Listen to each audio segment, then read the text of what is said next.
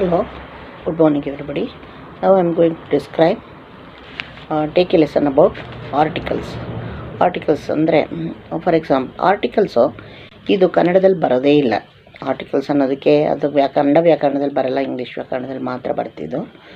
ಆರ್ಟಿಕಲ್ಸಲ್ಲಿ 3 types: A, an, the. A an ಬರೋದು ಯಾವಾಗಲೂ ಏನು ಅಂದರೆ ಒಂದೇ ಒಂದು ಪದ ಸೂಚಿಸೋವಾಗ ಏನು ಆ್ಯನ್ ಬರುತ್ತೆ. ಸಿಂಗ್ಯುಲರ್ ಪದಗಳ ಮುಂದೆ ಮಾತ್ರ ಎ, ಸಿಂಗ್ಯುಲರ್ ನೌನ್ಸ್ ಮುಂದೆ ಎ ಬರುತ್ತೆ. A boy, an ant, A an ಎಲ್ಲ ಒಂದೊಂದೇ. ಬಟ್ ಎ ಒಂದು ಪದ ಆದ್ರೂ ಆ ಪದ ಕಾನ್ಸನೆಂಟಿಂದ ಶುರು ಆದರೆ ಮಾತ್ರ ಎ ಅಂತ ಬರುತ್ತೆ. ಎ ಅಂದರೆ ಈಗ A E I O you ಸ್ವರಗಳು, ಅದನ್ನು ಬಿಟ್ಟು ಇನ್ನೆಲ್ಲ consonant. A E I O ಸ್ವರಗಳು ಅಂದರೆ ಬಿಟ್ಟು ಎಲ್ಲ ಕಾನ್ಸನೆಂಟ್ಸ್ ಅಂದರೆ ಅದೆಲ್ಲ ವ್ಯಂಜನಗಳು ಇಂಗ್ಲೀಷಲ್ಲಿ. ಈ ಸ್ವರಗಳ ಮುಂದೆ ಬರ್ತಕ್ಕಂಥ ಒಂದು ಪದವನ್ನು ಸ್ವರಗಳ ಮುಂದೆ ಬಂದಾಗ ಮುಂದೆ ಆ್ಯನ್ ಅಂತ ಬರುತ್ತೆ. ಸ್ವರದಿಂದ ಶುರುವಾಗಂಥ ಪದದ ಮುಂದೆ ಆ್ಯನ್ ಬರುತ್ತೆ. ವ್ಯಂಜನದಿಂದ ಶುರುವಾಗ A U I O U ಬಿಟ್ಟು ಯಾವ ಪದ ಆದರೂ ಬರೋವಾಗ, ಒಂದು ಸ್ಪೆಸಿಫಿಕ್ ಆಬ್ಜೆಕ್ಟ್ ಪ್ಲೇಸ್ ಏನಾದರೂ ಹೇಳೋವಾಗ, ಅದರ ನಂಬರ್ಸ್ ಹೇಳೋವಾಗ ಆ್ಯನ್ ಬರುತ್ತೆ ಎ ಐ ಒ ಮುಂದೆ. ಫಾರ್ ದ ಯಾವಾಗ ಯೂಸ್ ಆಗುತ್ತೆ ಅಂದರೆ, ದ ಅನ್ನೋದು ಪರ್ಟಿಕ್ಯುಲರ್, ಈಗ ಒಂದು ಕಾಮನ್ ನೌನ್, ಏನೋ ಪರ್ವತ, ನದಿ, ಹುಡುಗ, ಹುಡುಗಿ, ಹಿಂಗೆ ಕಾಮನ್ ನೌನ್ಗಳು ಬರುತ್ತಲ್ಲ, ಅದ್ರ ಮುಂದೆ ದ ಅಂತ ಬರುತ್ತೆ, ಸ್ಪೆಸಿಫಿಕ್ಕಾಗಿ ಹೇಳೋದು. ಆಮೇಲೆ ಆರ್ಟಿಕಲಲ್ಲಿ 2 ಟೈಪ್ಸ್, ಅದೇ ಇದನ್ನು ಮೊದಲೇ ಹೇಳಬೇಕಾಯ್ತು: definite article, indefinite article.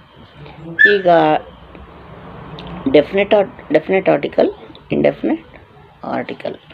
The ಅನ್ನೋದು ಆರ್ಟಿಕಲ್ಸ್, ಇದು. ಎ ಆ್ಯನ್ ಅನ್ನೋದು ಡೆಫಿನೆಟ್ ಆರ್ಟಿಕಲ್. ಎ ಆ್ಯನ್ ಅನ್ನೋದು ಡೆಫಿನೆಟ್ ಆರ್ಟಿಕಲ್, ಡೆಫಿನೆಟಾಗಿ ಹೇಳುತ್ತೆ, ಒಂದೇ ಒಂದಲ್ವಾ, ಸಿಂಗ್ಯುಲರ್ ಒಂದು ಸೂಚಿಸೋಕ್ಕೆ. ದ ಅನ್ನೋದು ಇಂಡೆಫಿನೆಟ್ ಆರ್ಟಿಕಲ್. ಸೊ ಎ ಯಾವಾಗ ಬಳಸೋದು ಗೊತ್ತಾಯಿತು? ಕಾನ್ಸನೆಂಟ್ ಮುಂದೆ ಬರೆದಾಗ, ಕಾನ್ಸನೆಂಟಿಂದ ಶುರುವಾಗೋ ಪದದ ಮುಂದೆ ಎ ಬರುತ್ತೆ. ಸ್ವರಗಳಿಂದ ಶುರುವಾಗೋ ಪದಗಳ ಮುಂದೆ ಆ್ಯನ್ ಬರುತ್ತೆ. ದ ಅನ್ನೋದು ಕಾಮನ್ ಆಗಿ ಹೇಳೋವಂಥ ಒಂದು ಪರ್ವತ, river, the mountain, the boy, the girl, ಆ ಥರ ಬರುತ್ತೆ ಎಕ್ಸಾಂಪಲ್ಸು.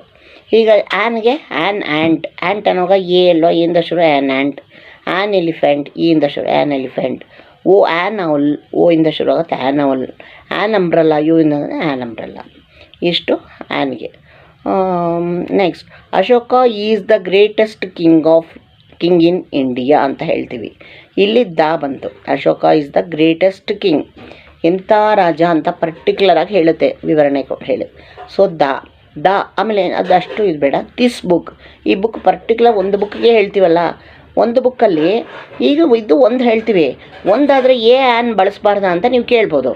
ಅದಕ್ಕೆ ಎ ಆ್ಯನ್ ಯಾಕೆ ಬಳಸಲ್ಲ? ಬುಕ್ ಅನ್ನೋದು ಬಿ ಇಂದ ಸ್ಟಾರ್ಟ್ ಆಗುತ್ತೆ, ಕಾನ್ಸನೆಂಟ್. ಸೊ ಅದಕ್ಕೆ ದ ಅಂತ ಕೊಡಿ.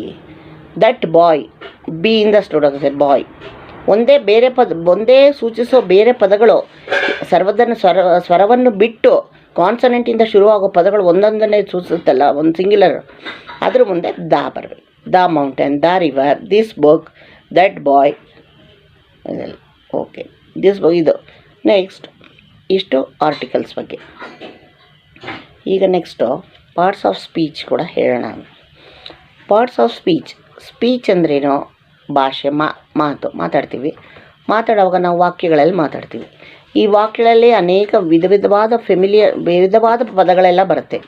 This group of different forms of words, ಒಂದೊಂದು ಫಾರ್ಮ್ ಇರುತ್ತೆ. ಈ ಡಿಫ್ರೆಂಟ್ ಫಾರ್ಮ್ಸ್ ಆಫ್ ಗ್ರೂಪ್ಸ್ಗೆ ಇದೆಲ್ಲ ಪಾರ್ಟ್ಸ್ ಆಫ್ ಎ ಸೆಂಟೆನ್ಸ್. ಈ ಪಾರ್ಟ್ಸ್ ಎಲ್ಲ ಸೇರಿದಾಗ, different forms of words parts ಸೇರಿಸಿದಾಗ ಇಟ್ ಬಿಕಮ್ಸ್ ಎ ಸೆಂಟೆನ್ಸ್. ಈಗ ಸೆಂಟೆನ್ಸಲ್ಲಿ 8 ಪಾರ್ಟ್ಸ್ ಆಫ್ ಸೆಂಟೆನ್ಸ್ ಅಂದಾಗ, ಸೆಂಟೆನ್ಸ್ ಅನ್ನೋದು ಸ್ಪೀಚ್ ಅಲ್ವಾ, ಅದು ಸ್ಪೀಚನ್ನು ನಾವು ಸೆಂಟೆನ್ಸಲ್ಲಿ ಹೇಳ್ತೀವಿ. So this is the parts of a sentence. First parts of sentence, ಮೊದಲನೇದು ನಾವು ನೌನಿಗೆ ಬರೋಣ. ನಾಮಪದ. ನೌನ್ ಮೀನ್ಸ್ ನಾಮಪದ. ನೌನ್ ಅಂದರೆ ನೇಮ್ ಅಂತ ನಮ್ಮ ಮನಸ್ಸಲ್ಲಿ ಇಟ್ಕೊಳ್ಳಿ. Name, it is the name of a person, place, animal or thing. Person Rama, RAMA, Rama ಅನ್ನೋದು ಅದೊಂದು ಪ್ಲೇಸ್. ಪ್ಲೇಸ್ಗೆ Bangalore is the popular city, Bangalore. Animal, lion is the king of the forest, lion. ಹಾಗೆ. ಆಮೇಲೆ ಥಿಂಗ್ಗೆ the chair is made of wood, chair. ಅನ್ನೋದದು ಇದಲ್ವಾ material noun, material. So name of the thing, ಇಷ್ಟು noun. Next pronoun. Pronoun ಅಂದರೆ ಏನು? Pronoun is use instead of noun. Noun ಬದಲು ಪ್ರನೌನು. ಈಗ ನೌನು ಒಂದು ವಾಕ್ಯ 4-5 ವಾಕ್ಯ ನೌನ್ ಪದೇ ಪದೇ ಬರುತ್ತೆ ಅಂತ ಇಟ್ಕೊಳ್ಳಿ. Rama is a good boy, Rama reads well, ಹಂಗೆ ಪದೇ ಪದೇ ರಾಮ ರಾಮ ಅಂತ ಹೇಳೋದು ಚೆನ್ನಾಗಿರಲ್ಲ. ಒಂದು ಸರಿ ರಾಮನ ಶುರು ಮಾಡಿ ರಾಮನ ಬಗ್ಗೆ ಹೇಳ್ತಾ ಇರಬೇಕಾದ್ರೆ ಮೊದಲು ರಾಮ ಅಂತ ಶುರು ಮಾಡಬೇಕು. ಆಮೇಲೆ ಹೋಗ್ತಾ ಹೋಗ್ತಾ he Rama is a boy, good boy, he studies well, he attends class regularly, ಹಂಗೆ ಹೀ ಬಳ್ಕೊಂಡು ಹೋಗ್ಬೇಕು. ಹೀ, ಶೀ, ದೇ ಅದೆಲ್ಲ ಪ್ರನೌನ್. ಹೀ ಹುಡುಗರಿಗೆ, ಶೀ ಹುಡುಗಿರಿಗೆ, ಹೆಂಗಸು ಫೆಮಿನೈನ್ ಜೆಂಡರ್ಗೆ, ದೇ ಅನ್ನೋದು ಎಲ್ಲರೂ ಗ್ರೂಪಾಗಿ ಎಲ್ಲರಿಗೂ ಅದು. So these are called the examples of pronoun. ಈಗ ನೆಕ್ಸ್ಟ್ ಅಡ್ಜೆಕ್ಟಿವ್. ಅಡ್ಜೆಕ್ಟಿವ್ ಅಂದರೆ ವಿಶೇಷಣ. ವರ್ಬ್ಗೆ ಹೋಗೋಣ. Verb is nothing but action word. ಒಂದು ವಾಕ್ಯದಲ್ಲಿ ಆ್ಯಕ್ಷನ್ ಹೇಳುತ್ತಲ್ಲ, ಆ ಕೆಲಸ ಮಾಡ್ತಾ ಇರೋದು, that is called a verb. For example ಏನು? ರಾಧಾ ರೈಟ್ಸ್ ಎ ಲೆಟರ್, ಪರ್ಟಿಕ್ಯುಲರಾಗಿ ಹೇಳುತ್ತೆ. Radha writes a letter, writes letter ಬರೀತಾ ಆ್ಯಕ್ಷನ್ ಅಲ್ವಾ. So a verb is a word which declare something. Action ಹೇಳುತ್ತಲ್ಲ ಅದು ಇಟ್ ಈಸ್ ಕಾಲ್ಡ್ ವರ್ಬ್. ಕರ್ತೃಪದ ಅಂತ ಹೇಳಿದ್ರೆ that is called. Next adjective ಅಂತ ಇದ್ರೆ ಏನು? ಗುಣವಿಶೇಷಣ. ಒಂದು ವರ್ಬ್ನ ಅಡ್ಜೆಕ್ಟಿವ್. ಉದಾಹರಣೆ ರಾಮನ ಒಳ್ಳೆಯ ಹುಡುಗ, ಅದನ್ನು ಇಂಗ್ಲೀಷಲ್ಲಿ ಹೇಳೋ Rama is a good boy. ಈ ಗುಡ್ ಅನ್ನೋದು ಅಡ್ಜೆಕ್ಟಿವ್. ಈ boy, Rama is a boy, we know that. It describes how that boy is. ಆ ಹುಡುಗ ಎಂಥವನು ಅಂತ ಡಿಸ್ಕ್ರೈಬ್ ಮಾಡುತ್ತೆ. ಅದನ್ನು ಅಂದರೆ ಸಾಮಾನ್ಯ ಇದು ಗುಣಗಳನ್ನು ಹೇಳುತ್ತೆ. ಅಡ್ಜೆಕ್ಟಿವ್ ಅನ್ನೋದು ವಿಶೇಷಣ, ಗುಣದ ಬಗ್ಗೆ ಒಂದು ವಾಕ್ಯದಲ್ಲಿ ಹೇಳುತ್ತೆ. So any word qualifying the ನೌನ್ಗೆ ಕ್ವಾಲಿಫೈಡ್ ಡೆಸಿಗ್ನೇಷನ್ ಇದ್ದಂಗೆ. ರಾಮ ಎಂಥವನು, ಅದೊಂದು ಡೆಸಿಗ್ನೇಷನ್ ಅವನಿಗೆ. Good boy, that is called adjective. Next adverb ಅಂದ್ರೇನು? ಈಗ ಅಡ್ಜೆಕ್ಟಿವ್ ನಾವು ನೌನ್ನ ಕ್ವಾಲಿಫೈ ಮಾಡುತ್ತೆ, ಆದರೆ ಅಡ್ವರ್ಬ್ ಏನು ಮಾಡುತ್ತೆ? ವರ್ಬ್ನ ವರ್ಬ್. ಆ್ಯಕ್ಷನ್ ವರ್ಬ್ ಅಲ್ವಾ, ವರ್ಬ್ ಈಸ್ ಆ್ಯಕ್ಷನ್ ವರ್ಡ್. ಆ ಆ್ಯಕ್ಷನು ಹೇಗೆ ಮಾಡ್ತಾ ಇದ್ದಾನೆ ಅವನು ಅಂತ ಡಿಸ್ಕ್ರೈಬ್ ಮಾಡುತ್ತೆ. She is writing fastly, she is dancing very nicely, ಅದು ಇಂಥದ್ದೆಲ್ಲ ಬರುತ್ತಲ್ಲ. ಸೊ ದಟ್ ಈಸ್ ಇನ್ನೊಂದು ಹೇಳ್ತೀನಿ, ಒಳ್ಳೆ ಎಕ್ಸಾಂಪಲ್ಸ್ ಹೇಳ್ತೀನಿ. ಅಡ್ವರ್ಬ್ ಬಂದಾಗ ವರ್ಬ್ನ ಕ್ವಾಲಿಫೈ ಮಾಡುತ್ತೆ. That is first. ಈಗ ರಾಮ ಈಸ್ ಎ ಗುಡ್ ಬಾಯ್ ಅನ್ನೋದು ಅಡ್ಜೆಕ್ಟಿವ್ ಬಂದ್ಬಿಡ್ತು, ಗುಡ್ ಅನ್ನೋದು. ರಾಮ ರೀಡ್ಸ್ ವೆಲ್ ಅಂತ ಹೇಳ್ತೀವಲ್ಲ, ಈಗ ರೀಡ್ಸ್ ಅನ್ನೋದೆಲ್ಲ ಆ್ಯಕ್ಷನ್ ವರ್ಡ್ ಬಂತು. ಅದು ರೀಡ್ಸ್ ಹೇಗೆ, ಅದನ್ನು ಕ್ವಾಲಿಫೈ ಮಾಡುತ್ತೆ. ಅದನ್ನು ಹೇಗೆ ರೀಡ್ ಮಾಡ್ತಾನೆ ಅಂತ ಹೇಳುತ್ತೆ, ಡಿಸ್ಕ್ರೈಬ್ ಮಾಡುತ್ತೆ.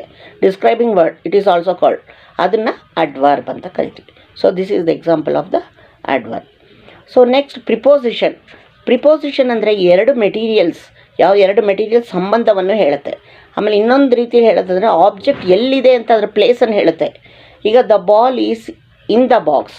ಆ ಬಾಲು ಬಾಕ್ಸ್ಗೆ ಎರಡಕ್ಕೂ ಸೇರಿಸುತ್ತೆ. ಆ ಬಾಲ್ ಎಲ್ಲಿದೆ, ಪೊಸಿಷನ್ ಆಫ್ ದ ಆಬ್ಜೆಕ್ಟ್ ಎಲ್ಲಿದೆ, ಆ ಬಾಲು ಇನ್ ದ ಬಾಕ್ಸ್. ಅನ್ನೋದು preposition. The book is on the table. Book ಎಲ್ಲಿದೆ, ಆ ವಸ್ತು ಯಾವ ಜಾಗದ ಎಲ್ಲಿದೆ ಅಂತ ಸ್ಥಳ ಹೇಳುತ್ತಲ್ಲ, ಪೊಸಿಷನ್ ಹೇಳುತ್ತಲ್ಲ, that is called preposition. The cat is under the chair. ಬೆಕ್ಕು ಎಲ್ಲಿ, ಚೇರ್ ಕೆಳಗಿದೆ, under. These are all the examples of prepositions. Next conjunction. ಅದೇ ಈಗ preposition is a word which shows the relative between two things. Next conjunction ಅಂದರೆ ಏನು? ಎರಡು ಪದಗಳನ್ನು ಸೇರಿಸೋದು, ಇಲ್ಲ ಎರಡು ವಾಕ್ಯಗಳನ್ನು ಸೇರಿಸೋದು. ಈಗ Rama is a good boy, Gopal is a good boy. ಈಗ ಈ ಎರಡು ಪದಗಳಿದೆ, ವಾಕ್ಯಗಳಿದೆ. ಆ ಎರಡನ್ನೂ ಸೇರಿಸಿ ಒಂದೇ ವಾಕ್ಯ ಮಾಡಬೇಕು. Rama and Gopal are good boys. Rama Gopal ಮಧ್ಯ ಆ್ಯಂಡ್ ಎರಡು ಸೇರಿಸಿ ಒಂದೇ ಫುಲ್ ಸ್ಟಾಪ್ ಬಂದು ಒಂದೇ ಸೆಂಟೆನ್ಸ್ ಆಗಿದೆ. So this is called and ಅನ್ನೋದು ಇಲ್ಲಿ conjunction. And but Rama is a good boy but he never studies so much ಅಂತ ಹೇಳ್ತೀವಲ್ವ. ಅವ್ನು ಒಳ್ಳೆ ಹುಡುಗ ಬಟ್ ಅಷ್ಟೊಂದು ಓದಲ್ಲ ಅವನು ಅಂತ. ಈಗ Rama is a good boy, he doesn't study more ಅಂತ ಅರ್ಬದ್ನ ಅದೆರಡು ಸೇರಿಸ್ಬಿಟ್ಟು Rama is a good boy but he never study so much but ಅಂತ ಈ ಎರಡು ವಾಕ್ಯಗಳನ್ನು ಸೇರಿಸ್ತು. This is called conjunction. Next interjection ಅಂದರೆ ಸಡನ್ ಫೀಲಿಂಗ್ ಹೇಳೋದು. ವಿಸ್ಮಯ ರೂಪ, ಸಡನ್ನಾಗಿ ಹಲಾಸ್, ಏನೋ ಸಂತೋಷ ಬಂದಾಗ, ಖುಷಿ ಬಂದಾಗ, ಏನೋ ತುಂಬ ಸುಂದರವಾಗದ್ದು ನೋಡಿದ ತಕ್ಷಣ, ಏನೋ ದುಃಖ ನೋಡಿದಾಗಲೂ ಅಯ್ಯೋ ಅನ್ನೋದು ಸಡನ್ ಫೀಲಿಂಗ್ಸ್ ಕೊಡುತ್ತಲ್ಲ, these are called interjection. Example, alas he fell down the tree, ಓ ಮರದಿಂದ ಬಿದ್ದುಬಿಟ್ಟ, ಹಲಾಸ್ ಅಂತ ಕೂಗಳಲ್ವ, ಅಯ್ಯೋ ಅಂತ ಇಂಗ್ಲೀಷ್ ಕನ್ನಡದಲ್ಲಿ. ಹುಷ್ ಓಡಿಸೋದೀಗ ಇವನು ಬರ್ತಾರೆ, ಹುಷ್ ಹರ ಇಂಥದ್ದೆಲ್ಲ ಎಕ್ಸ್ಕ್ಲಮೇಟ್ರಿ ಮಾರ್ಕ್ಸ್ ಕೊನೆಯಲ್ಲಿ ಬರ್ತಲ್ಲ ವರ್ಡ್ಸಲ್ಲಿ, ಅದೆಲ್ಲ ಏನು, this nothing but interjection. So the interjection is a word denoting some sudden feelings. So sudden feelings ಹೇಳಿದ್ರು ಇಂಟರ್ಜೆಕ್ಷನ್. ಸೊ ಈಗ ನಾನು ಪಾರ್ಟ್ಸ್ ಆಫ್ ಸ್ಪೀಚೆಲ್ಲ ಎಕ್ಸ್ಪ್ಲೈನ್ ಮಾಡಿದೆ, different 8 parts of speech. So ಇದು ಅರ್ಥ ಮಾಡಿಕೊಂಡು ಮಕ್ಕಳಿಗೆ ಅರ್ಥ ಹೇಳಿ ಅದನ್ನ ಹೆಂಗೆ ಫೈಂಡ್ ಔಟ್ ಮಾಡೋದು ಅಂತ ಗುರ್ತಿಸೋದು ಅಂತ ನೀವು ಎಕ್ಸಾಂಪಲ್ಸ್ ಕೊಟ್ಟು ಕೇಳ್ಬೋದು. ಅವನ್ನ ಎಕ್ಸಾಂಪಲ್ ಇದೇ ಹಾಕೋ ಇದಕ್ಕೆ ಅದರ ಎಕ್ಸ್ಪ್ಲನೇಷನ್ ಕೇಳೋದು ಬೇಡ, ಅರ್ಥ ಮಾಡ್ಕೊಂಡು ಸೆಂಟೆನ್ಸಸ್ ಎಕ್ಸಾಂಪಲ್ ಕೊಟ್ಟು ಅದನ್ನು ಕಂಡುಹಿಡೀರಿ ಏನಪ್ಪ ಅದು ಮುಗ್ದೋಗುತ್ತೆ. ಅಲ್ಲಿಗೆ ಮಕ್ಕಳಿಗೆ ಗೊತ್ತಾಗ್ತದೆ, oh this is about the kinds of sentences, kinds of parts of speech. Okay, sorry. Okay, thank you. Hello, good morning everybody. Now I am going to describe,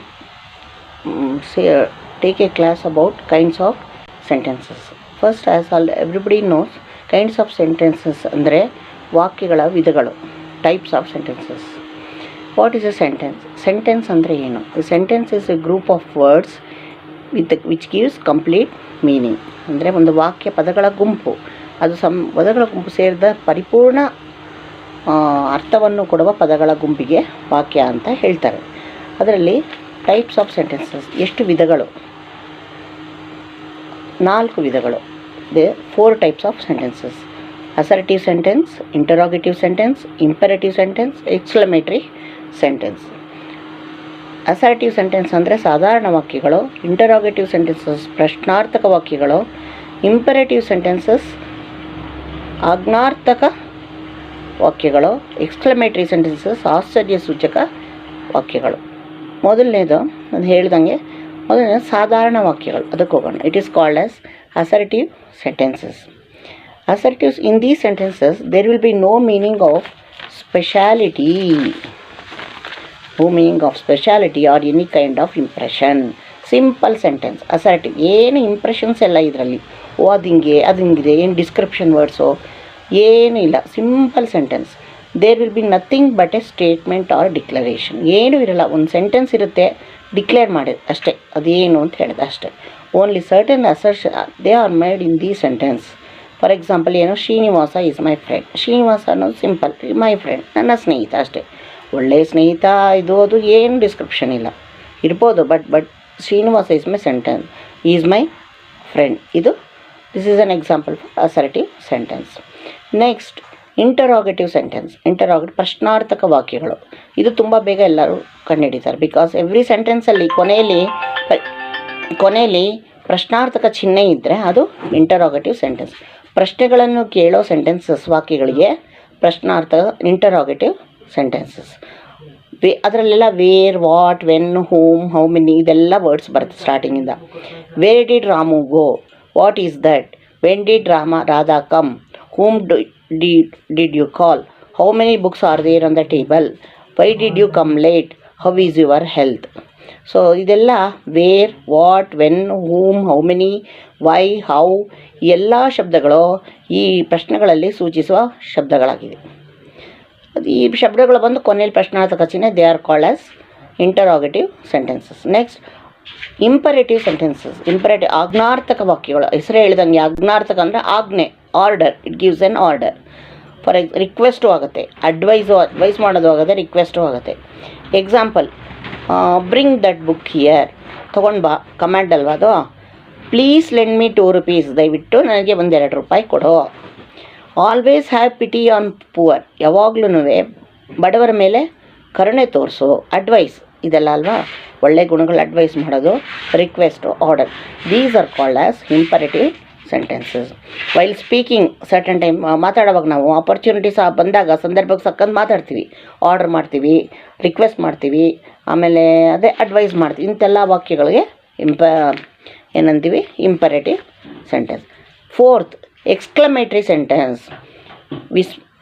ಆಶ್ಚರ್ಯ ಸೂಚಕ ಚಿಹ್ನೆಗಳು ಬರುತ್ತಲ್ಲ, ವಿಸ್ಮಯ ಬೋಧಕ ವಾಕ್ಯಗಳು.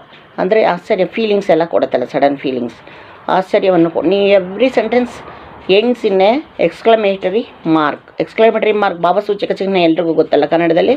ಸೊ ಆ ಚಿಹ್ನೆ ಕೊನೆಯಲ್ಲಿ ಬಂದಾಗ that is called an exclamatory sentence. For example, ಈಗ examples, how splendid is the nature's beauty. How splendid, how ಎಷ್ಟು ಚೆನ್ನಾಗಿದೆ ಅಂತ ವರ್ಣನೆ ಮಾಡಿದಾಗಲೇ ಕೊನೆಯಲ್ಲಿ ಬಂದುಬಿಡುತ್ತೆ ಆಶ್ಚರ್ಯ ಸೂಚಕ ಚಿಹ್ನೆ. So that is called exclamatory sentence. Bravo, we have won the match.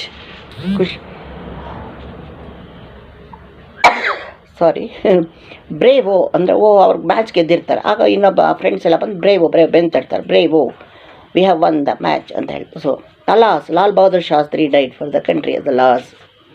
Next, but we have breath, ಆಯಿತಾ, ಈ ಥರ. This is called as exclamatory sentence. This is about different types of sentences. Examples ಕೊಟ್ಟಾಗ, ವಿವರಣೆ ಕೊಟ್ಟಾಗ ಮಕ್ಕಳು ಹೇಳ್ಬೋದು ಅದು ಯಾವ ಸೆಂಟೆನ್ಸ್ ಅಂತ ಫೈಂಡ್ ಔಟ್ ಮಾಡಿ ಬರೀರಿ ಅಂತಲೂ ಹೇಳಿ. ಸೊ ಈ ಟೈಪ್ಸ್ ಆಫ್ ಸೆಂಟೆನ್ಸಸ್ ಹೇಳ್ತಾ ಈ ಒಂದು ಸಣ್ಣ ಗ್ರಾಮರ್ ಕ್ಲಾಸ್ನ ಮುಗಿಸ್ತೀನಿ. Okay, thank you.